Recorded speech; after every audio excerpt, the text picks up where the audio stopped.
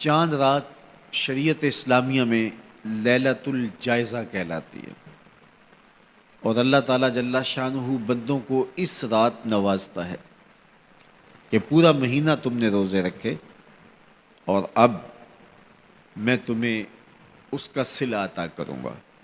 اور لیلۃ الجائزہ میں اللہ عیدی عطا کرتا ہے، اور بندوں کو وہ عطا کرتا ہے جو وہ سوچ بھی نہیں سکتے کہ ہمارا مالک ہمیں کیا کیا عطا کرتا ہے۔ ہر شخص جو عیدی دیتا ہے وہ اپنی طاقت کے مطابق دیتا ہے نا۔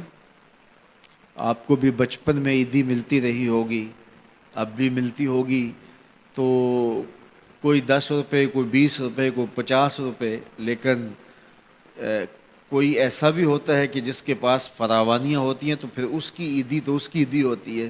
تو ہر شخص اپنی کیپیسٹی کے مطابق ہی عیدی دیتا ہے نا۔ تو یار جب ایک عام آدمی 10-20 روپے دے دیتا ہے، لیکن جس کو اللہ نے بڑا نوازا ہو تو وہ پھر 500 روپے کا نوٹ آپ کو دیتا ہے کہ جناب یہ عیدی ہے آپ کی، تو پھر اللہ کتنی عیدی دیتا ہوگا، وہ کتنی کرم نوازیاں فرماتا ہوگا۔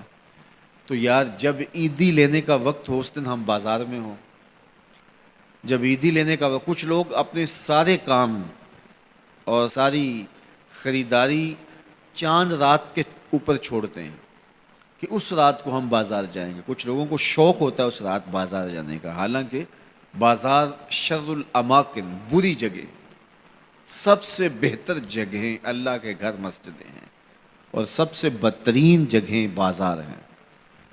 تو مجبوری کے ساتھ بازار میں جایا جاتا ہے، آپ کی مجبوری ہے کچھ خریدنا، اور اگر آپ کاروبار کرتے ہیں تو آپ کی مجبوری ہے کچھ بیچنا، تاکہ آپ اس خرید و فروخت سے اپنے بچوں کا رزق کما سکیں یا اپنی ضروریات کو وہاں سے جا کے خرید کے لا سکیں، تو وہ مجبوری ہے۔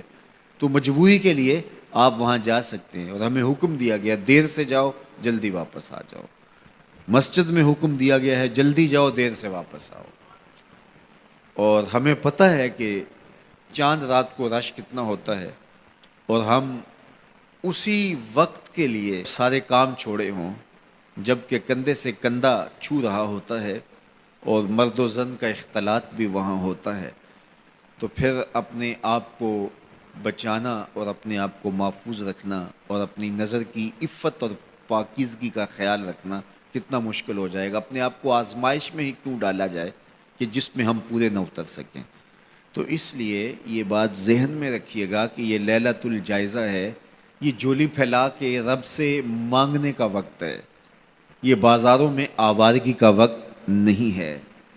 تو یہ رات بھی ہماری اللہ کے حضور عبادت میں گزرنی چاہیے، ذکر و فکر میں گزرنی چاہیے، یاد الہی میں گزرنی چاہیے۔ تو لیلۃ الجائزہ کو کبھی ضائع نہ کیجیے، اور اس رات کو برباد نہ کیجیے۔ سارے مہینے کی محنت آپ نے جو کی، اب اس کا صلہ لینے کا وقت ہے، اب عیدی لینے کا وقت ہے۔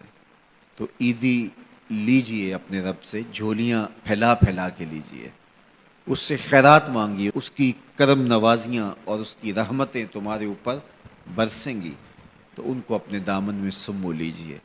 تو اپنی ضروریات کے لیے اور وقت نکالیے، اور عید کا دن بھی اللہ نے ہمیں 5 نمازوں کے علاوہ ایک اضافی نماز عید کی ہمارے اوپر واجب کی ہے۔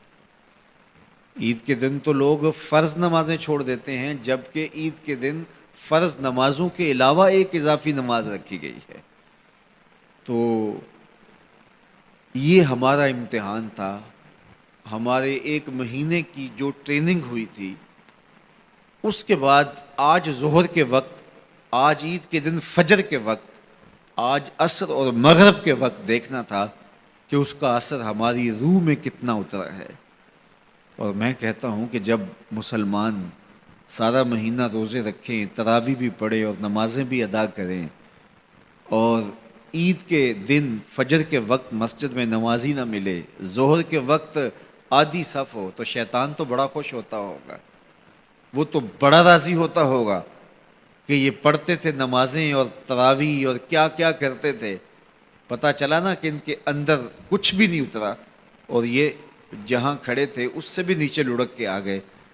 تو شیطان کو کبھی خوش نہ ہونے دینا، اللہ کے حضور سرخروئی اور کامیابی کے لیے دعا مانگتے ہوئے ماہ سیام سے رخصت ہوں۔ یہ گھڑیاں اللہ نے نصیب کی، گنتی کے دن انہیں کہا گیا ہے، تو یہ گنتی کے دن یوں ہی بیت جاتے ہیں اور اسی طرح پوری زندگی بیت جاتی ہے، اور پھر جب آنکھ بند ہوتی ہے تو پھر آنکھ کھلتی ہے کہ ہم زندگی کہاں گزار دی۔ تو آئیے ان لمحوں کو غنیمت جانیے۔